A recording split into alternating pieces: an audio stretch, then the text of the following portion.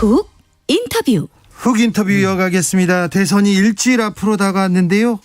윤석열 후보 특별히 호남에 공을 들이고 있어요. 많은 공 들입니다. 호남도 가고 DJ 고향 생각까지 이렇게 갔습니다.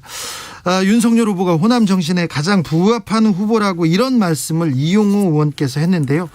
지금 그 부합해서 열심히 하고 있는지 어떤 일 하고 있는지 들어보겠습니다. 이용호 의원 모셨습니다. 선대위에서는 어떤 직함 갖고 계시죠? 정권교체 동행위원회의 대외협력본부장입니다. 고생 많으시죠? 네, 예. 네. 호남 유세 현장 계속 누비고 있습니다. 특별히 윤석열 후보가 호남에 공을 들이고 있는데요. 좀 어떻습니까?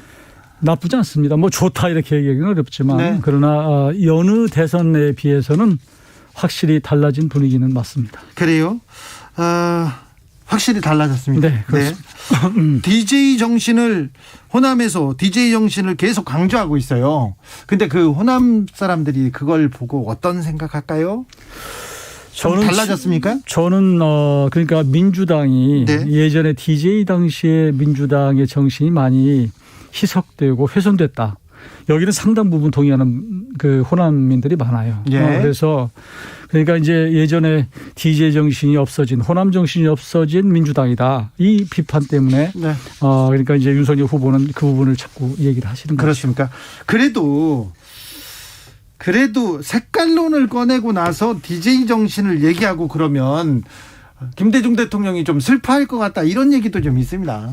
색깔론이라고 이제 프레임 씌우기는 그렇고요. 네. 사실 김대중 대통령 계실 때 제가 총리실에 근무를 했는데 당시에 정말로 김대중 전 대통령은 존경받을 만한 그런 통치를 했어요. 네. 그러니까 민주주의를 위해서 투쟁을 하셨고 남북 평화를 위해서 햇볕 정책을 정말로 또 잘 하셨고 그다음에 더 무엇보다도 이제 국민 통합을 위해서 하셨거든요. 그러니까 그때에 비하면 지금 국민 통합은 사실 민주당의 갈라치기 부분 때문에 많이 훼손이 됐고 물론 북한의 남북 간의 평화를 유지하기 위한 노력은 평가합니다만 그러나 네. 너무 좀 저자세로 나간 부분에 대한 비판이 있고요. 네. 민주주의 이 부분이 사실은 핵인데 민주주의가 지금 민주당이 이끌고 있는 민주주의라는 게 많이 훼손됐다고 하는 지적이 굉장히 많습니다.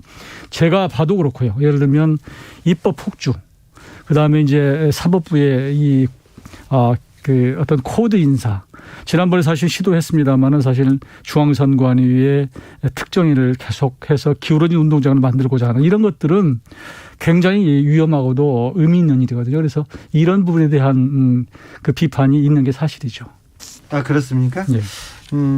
자, 국민의힘에서 호남 30% 득표한다 이런 목표 세웠는데 가능합니까? 목표고요. 거의 근접하리라고 봅니다. 근접합니까? 네. 예. 그러니까 이제 좀 광주 쪽의 대도시는 좀 높고 네. 아무래도 농촌 지역, 군 지역은 좀 낮고 그래서 네. 저는 30% 세운 것이 터무니없이 이런 게 아니고 저는 네. 상당히 근접하리라고 저는 기대를 하고 있습니다. 그렇습니까?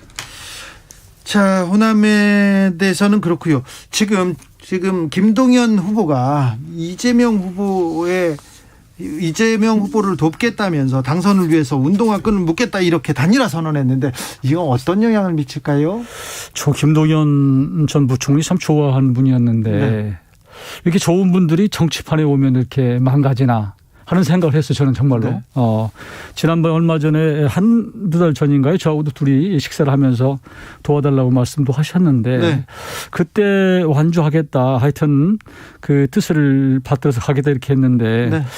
이게 한참 정치다 보니까 조금 길을 잃어버린 것이 아닌가. 좋은 분을 잃었다 이런 생각이 들어요. 호남에 있는 남원에 있는 제 친구는 이용호 참 좋은 분인데 왜 정치판에 가서 망가졌냐 이렇게 얘기하더라니까요.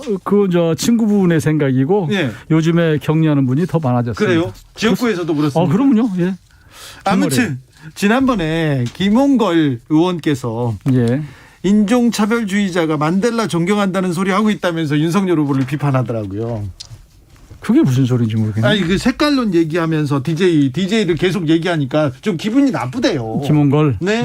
그분은 좀 먼저 반성부터 해야 될 것 같아요. 사실은 그동안 민주당에 들어가서 예전에 어떤 분이 그랬잖아요. 아버지 호랑이인데 아들은 좀 또 다른 강아지다 뭐 이런 얘기를 했었는데 그분이야말로 아버지의 그 유지나 이런 것을 제대로 못 받들고 있는 거 아닌가 싶고 정말로 이 김홍걸 의원이 제대로 역할을 하면 DJ 때 정신이 민주당에 없다 이렇게 사실은 저는 비판해야 되는 거예요. DJ 정신이 민주당이 없습니까? 없다. 예, 없습니다. 제가 보기에는. 윤석열한테 있습니까? 저는 윤석열의 모든 부분을 제가 옹호하는 게 아니고 예. 제가 평가하는 부분은 어떤 권력의 외압으로부터도 버티고 사실 흔들리지 않고 자기의 본연의 업무를 하는 것. 네. 이걸 저는 호남 정신이라고 얘기를 하고요. 예. 그 부분에 있어서는 평가한다 그런 뜻입니다. 계속해서 정치 교체, 정권 교체를 얘기하고 있습니다. 예. 뭐 야당이고 정권 교체를 얘기하는 건 맞는데 정권 교체만 얘기하고 문재인 정부 민주당에 대한 비판만 하고 미래에 대한 비전은 없다. 정책은 왜 안 보이냐 이런 얘기를 아까도 계속 정치자들이 얘기하시던데요.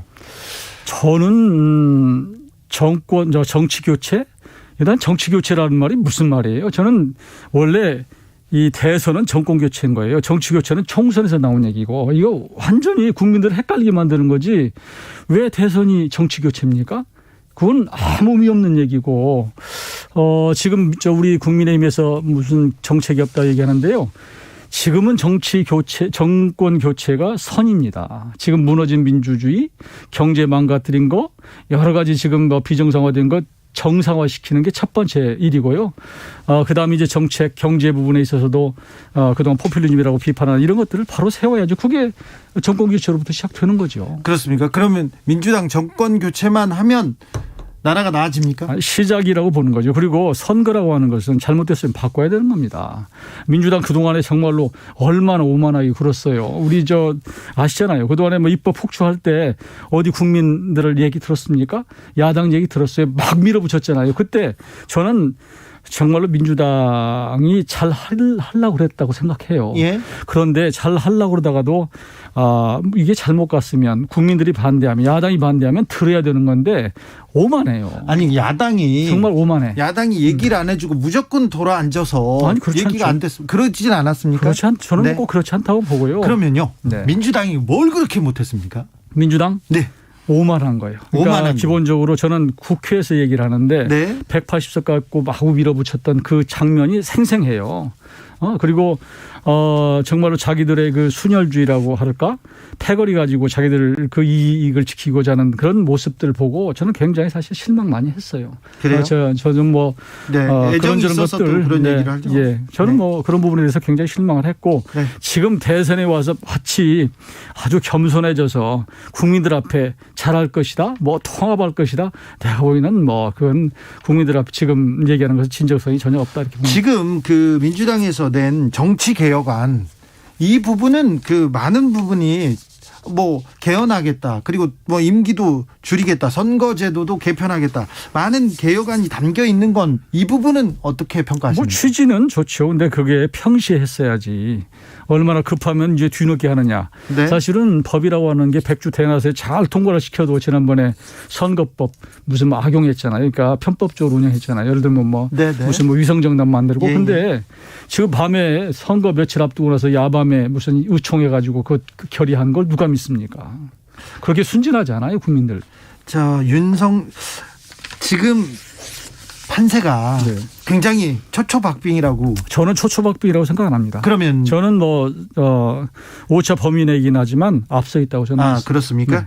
근데 좀 사이가 좀 더 벌어졌을 때 단일화 협상이 조금 잘 됐으면 선거를 쉽게 끝낼 수 있었다 이렇게 생각하는 분들이 있습니다. 안철수 후보와의 단일화. 예, 그렇게 보시는 분들도 있는데요. 선거 과거 만일 그랬다고 한다면 이라고 하는 것이 늘 선거는 살아있기 때문에 상대가 있기 때문에 어떨지 모르겠어요. 네. 저는 그 부분도 뒤늦은 분석이다 이렇게 봅니다. 네.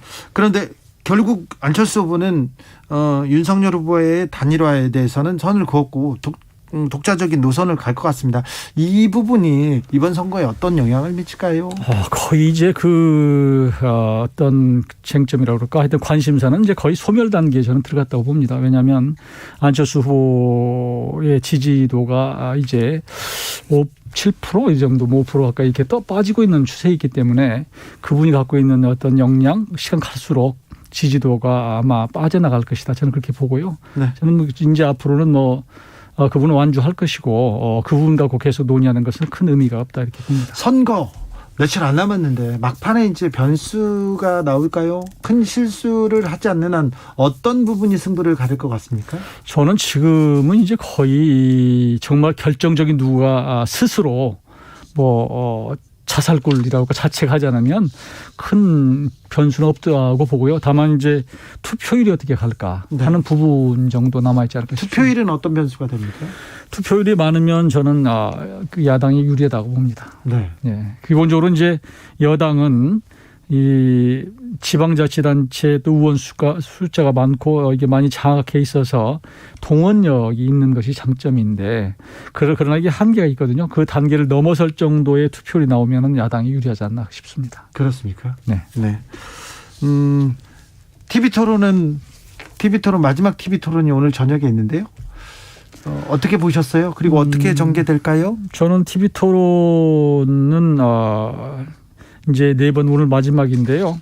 그동안에 윤석열 후보가 생각보다 잘했다. 저는 그렇게 보고 왜냐하면 처음부터 기대가 낮았기 때문에 네. 오늘 마지막인데 제가 보기에는 이제 솔직하게 얘기해 주시네. 네. 윤석열 후보에 대한 이제 아마 그 집중 공격이 있을 거라고 생각해요. 예. 언제든지 이제 토론에는 앞서 나가는 후보를 집중 공격에 마련이고 또 안철수 후보 같은 경우도 이제 최근에 단일화 깨진 것에 대해서 또 어떤 표정으로 나올지 어떻게 또 고개를 흔들지는 모르겠는데 네. 그런저런 거 있지만 그러나 거의 지금은 부동표가 없어졌기 때문에 네. 그게 결정적인 영향을 준다고 저는 생각 않습니다. 아직 마음을 정하지 못한 사람들한테 왜 윤석열이어야 되는지 좀 알려주세요.